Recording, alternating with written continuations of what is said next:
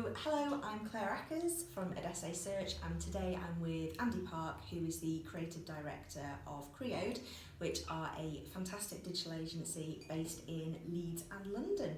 So, good morning, Andy. You okay? Morning, Claire. Yes, very good. Thank you. You? So, over to you, really. So, do you want to start by giving us an overview of Creode and what you do? Okay. We are an agency of 16 people based in Leeds predominantly. We have a London office with someone down there because we have quite a lot of London clients, so they need someone down there to service them. We do anything on the scope of digital marketing through to user experience design and web development. Brilliant, okay. And do you have any particular specialism? When we first came into Creode's specialism was web development really, and it still is very strong web development. We are now adding on the services into a more creative and a more strategic sector, because that's where we came from originally, so that's the growth that we're putting into Creode. Okay. But still very strong web development. And do you have any particularly exciting projects that you'd like to share with us at the moment? Well, one that people always recognise that always gets eyebrows raising is Vivian Westwood. We have been working with them for years. We do monthly work for them, project work, but we're also going through quite an extended project of a whole reskin of their website, which includes a content area with some experiential stuff going on and a shop, because they do have to sell stuff as well. So the e-commerce side of it? Yeah, and the challenge is knitting the content and the e-com together in the same experience. That's Okay. kind of that's been a bit of a challenge. Sounds exciting. So Yes, all it going is. well?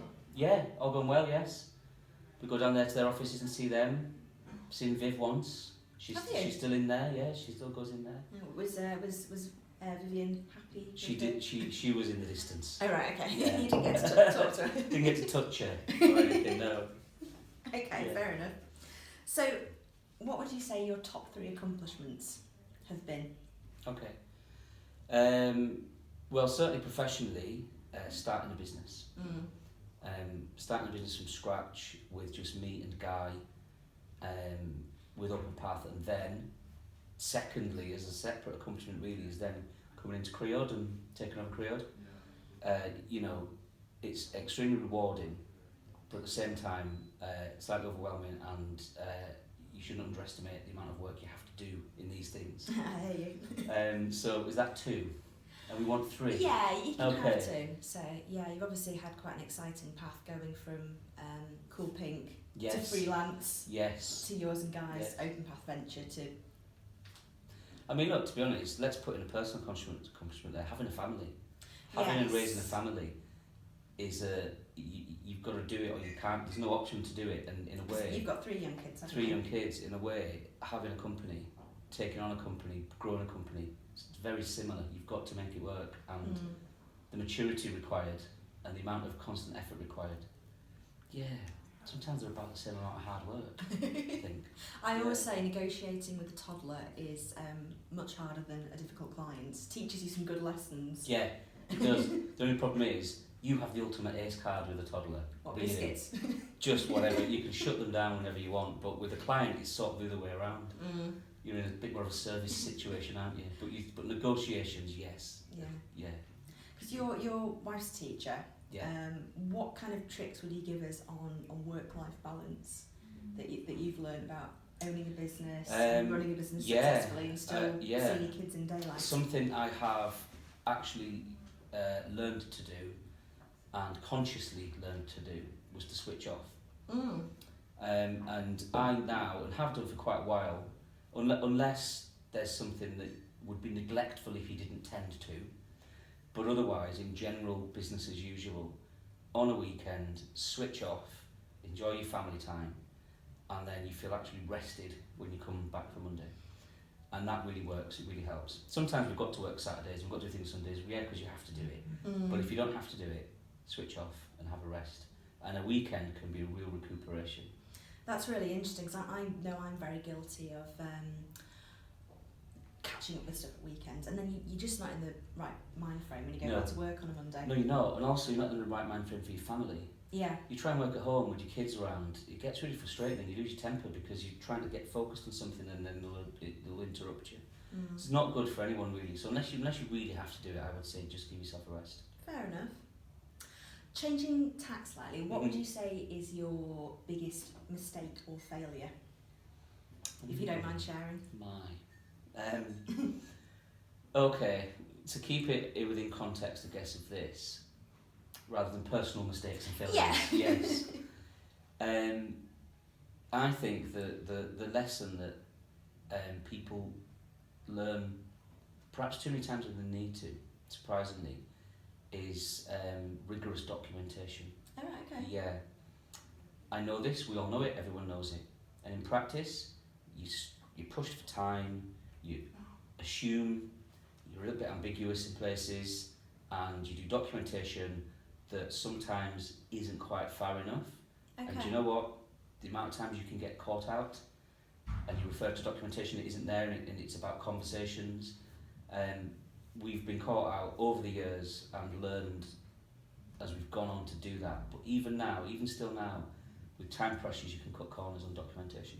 Is that where And you that assume was, you know what the client wants? Yeah. You assume, you just don't put it down in enough detail, and in various ways it can really bite you on the bum. Okay. And I think over time, we are obviously far better now than we were, but it's a thing to kind of learn. And we have in the past made some costly mistakes on doing that. Right. Okay. That it comes to a situation of going, well, who's going to accept the whatever? Who's going to accept the mistake? Is it the client or is it you? And quite often, as the service agency, if you like, you sort of accept it and you want the relationship. So to take the hit on it. I think that's a mistake that lots of people make a lot of times, Okay. or they're making it and haven't been caught out yet, and they need to really not make that mistake. Good tip. Are there any tools or apps or any software, anything that you couldn't live without, that you'd really struggle to do the job without? Yeah. Slack. Right. Great. Communication. Slack channels, communications around projects throughout the team. It's not email, it's different. You don't really get a paper trail. It's just good for quick little communications around a project, ask questions, share some docs, wherever it might be. Email's different. Email is something that you keep the paper trail for. And for people who don't know what that is, could you just Slack. explain? It's an instant messenger, actually, is Okay. basically what it is. And it's been developed over time, and lots of teams use it, and it doesn't matter where you are, remotely, whatever, it doesn't really matter. Even in the office, we'll use it to each other. Because you can have multiple people on each channel project. Okay. It's very good for ad hoc, non-critical conversations that you have to have around a project. It keeps it out of email, where you have a more critical conversation that you'll store, if you like. So, really good for that. All the Google suite we use, Google Docs, Google Sheets, Gmail, they all hook up perfectly well.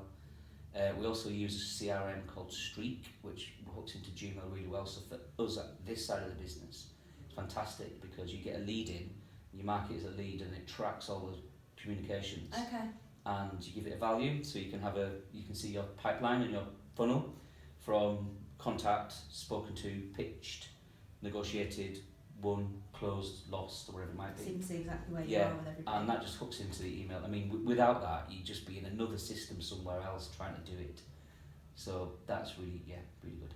The developers obviously have, and the designers have their tools that they use. Yes. Sketch for designers, fantastic. Beats Photoshop these days, I have to say, which is taking some doing, but it has. What, in your opinion, is the best thing about being part of the digital sector in Leeds? It's very vibrant. There's a lot of work. There's a lot of agencies. I think really there's a very low barrier to entry to set up your own agency. You're a designer, you're a developer, off you go basically. Try doing recruitment. Two people who can actually already just get going. The difficulty then is changing themselves from being the practitioners into the business owners. Yeah. And that's the challenge for us all that we've gone through. But because there's a low barrier of entry and there's a lot of work, there's a lot of people doing it. There's a lot of really good people. There's a lot of really good two-man bands or one-man bands. There really is. So there's plenty of work, but there's lots of people. but the agencies that are around that are doing well are pretty successful. They really are. There's a good amount of them around that have got good staff numbers, great clients, holding their own, certainly nationally, no question about that. I think really outside of London, Manchester, it punches well. And then, Yeah. do you know, I will put Leeds not far behind. Maybe I'm being biased, I don't think I am.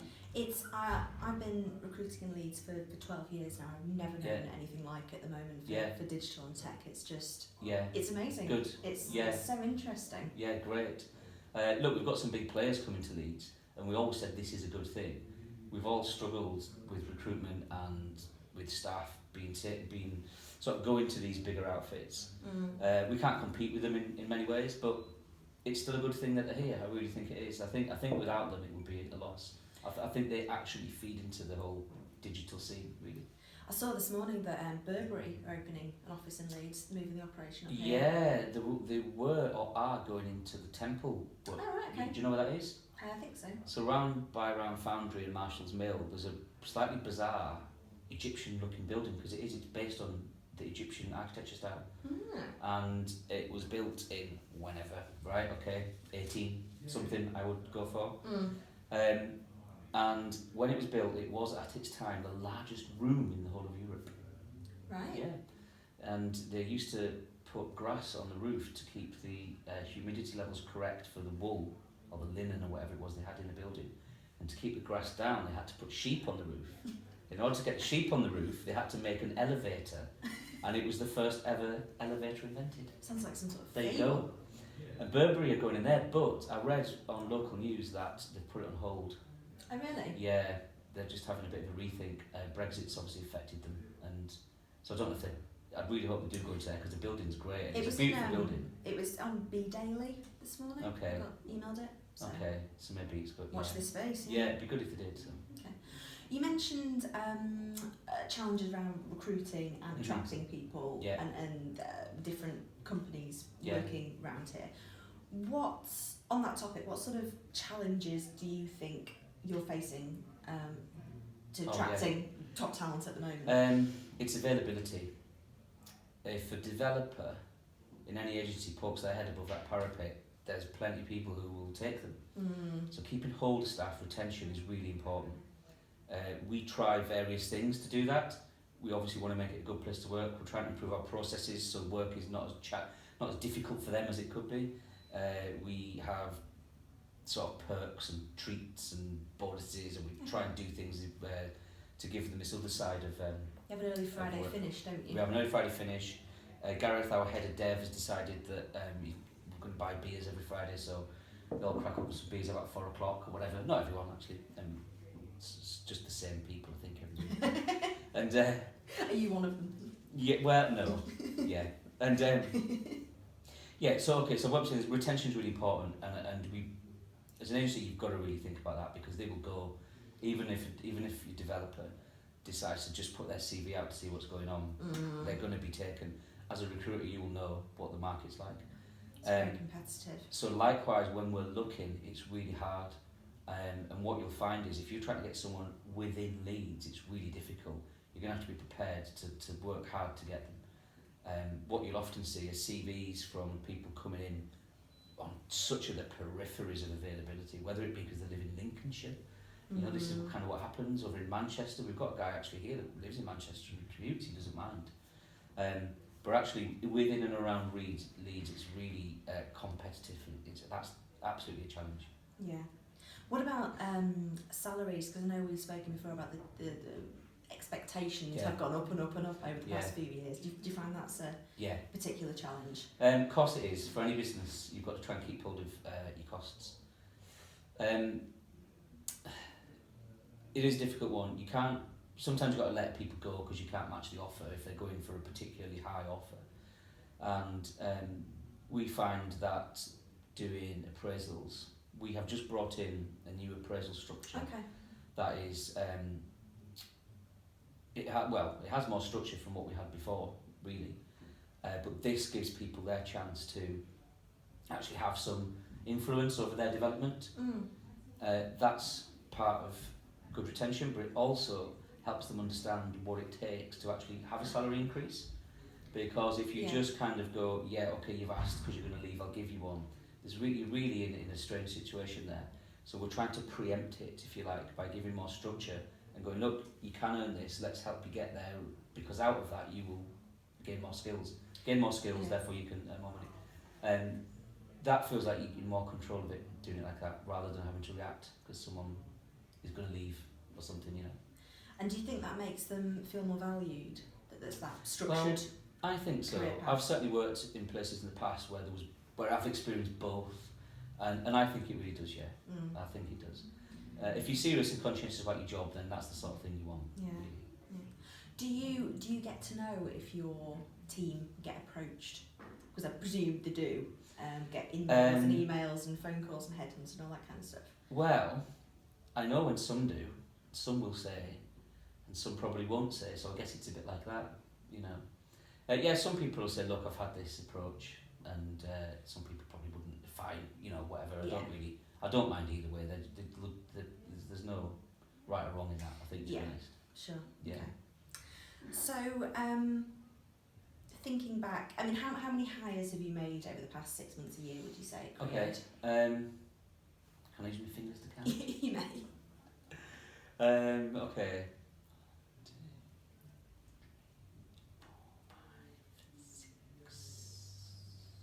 6. Wow. Yeah. Pretty respectable. It is. We needed to build up an account management because it was lacking. Project management, account management. So we had to fix that first to get hold of everything that was going through. We built upon that. We had some sort. You get like natural wastage of people leaving and coming and going. But we have shored up development quite a bit more. But the main thing for us was head of development, head of project management, and then support for those people. Yeah. Brilliant. And can you recall the most memorable interview that you've ever had? Yeah. But I don't think I'll go into detail about that one. I think we're thinking of the same one. Yes. Don't think I do. Okay, well. But no, I do have actually. I do have, and this is. We'll edit that bit. Yeah. There is a chap who we interviewed and we hired, and he's sitting in there, and he's great. He's an extremely bright, charismatic guy, and when we interviewed him, he told us how he'd been to America to a funeral. I'm like, okay, you've been to a funeral? Yeah, he went to the funeral of Drupal 6. So Drupal is the platform, one of the CMSs that we use. And Drupal 6 has been killed off, unsupported, and we're now on Drupal 8. So they had a mock jazz funeral for it in Louisiana. Jazz. You know, like the jazz funerals, a mock for it in Louisiana. And he went to it, and he just got back from there. And I guess that was fairly unexpected that someone had actually been to a funeral for a piece of software. What did he say? He just, we were sort of, oh sorry, you went to a funeral, hope everything was alright, and he started talking about it, and then eventually turned out it was for Drupal 6. And you hired him? Yeah, oh he's great, yeah. Brilliant. I mean, how much does that show that you're really into and passionate about what you do? Well, yeah. To actually go to the funeral of one of the versions of the software that you use. Fantastic. This is pretty good stuff, really. Yeah. These people are thin on the ground. Absolutely. I think. Do you have a favourite interview question that you really like to use to get under people's skin? Okay, I don't suppose I have one sort of silver bullet, but what I do like to do more as a tactic, really, is just get people relaxed. There is a structure and there is a formality to it, and you do want to ask them certain things. But as you know, if you just script it, there's a scripted answer comes back. Sure. And I really find that disarming people, I like to disarm them quite early on, get their tension gone. And there's various ways of doing that, and it works different with different people. But disarming, you know, just getting them relaxed, then they'll talk more. And that's really when you start to find out about them. So that's the tactic I do. I just try and relax people. Yeah. And I get through the really questions like. I need to do and see what they really like. We did interview one person after work, and we ended up doing the pub. And we ended up interviewing him over like 3 pints. And we really got to know what he was like. And I think you might know who I might have spoken to you about him before. But that's not something you can really, that's not a way to go. But it was quite an interesting interview. Yeah, I suppose in a close-knit team like yours, the culture fit is absolutely paramount. Yes. Yeah. You need to be able to get on with them. Yeah, you do. You also need to look. You have to listen to what they're saying, and you have to go, okay, I might have to pick that apart. And rather than make it like an interrogation, you just shelve that little picking apart sometimes for a short while, and then you go, just coming back to that, can you just tell me a bit more? So you get a chance to think about what it is you want to pick apart. Because look, people can come in and brush over anything they want, can't they? So you need to be able to look where you need to just dig a bit more and find out. Do you have any pet hates or complete no-nos that completely put you off somebody? Oh, look, there's no doubt I've interviewed people over the past who haven't even really done the research on the company they're coming for an interview for. Sure. Like, this is real. And sort of interview 101, isn't it? It's research where you're well, going. of course it is. And I get that people come after work and I really don't mind. And sometimes people say, I'm really sorry because I've just left work. It absolutely doesn't matter, not a problem. I understand you've just left work, so you're not dressed in a suit when you wouldn't normally. All of that stuff, or whatever people dress for. No, my suits for interviews. But even then, coming unprepared, it happens more often than you'd think. Actually, it's quite odd.